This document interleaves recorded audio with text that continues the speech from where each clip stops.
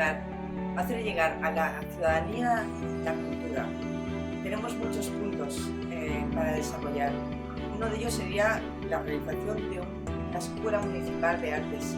En ella podían confluir la danza, el teatro, el cine, la pintura, la música. Aparte de eso sería un vivero y una promoción de artistas locales. Paralelamente también podemos hacer intercambios culturales con otras poblaciones del alrededor. Eso es algo que nos enriquece muchísimo y aparte es una promoción buenísima para nuestros artistas locales.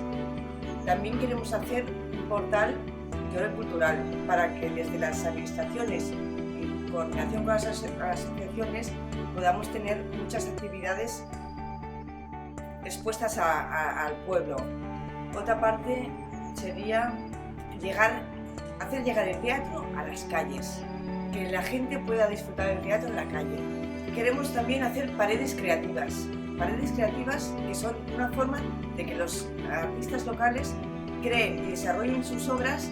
Además de eso, aporta un turismo cultural y artístico que estamos viendo que en otras poblaciones funciona muy bien.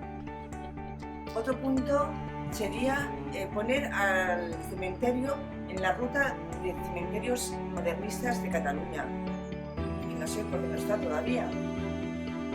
¿Qué más? Tenemos muchísimas ideas por desarrollar, pero los necesitamos.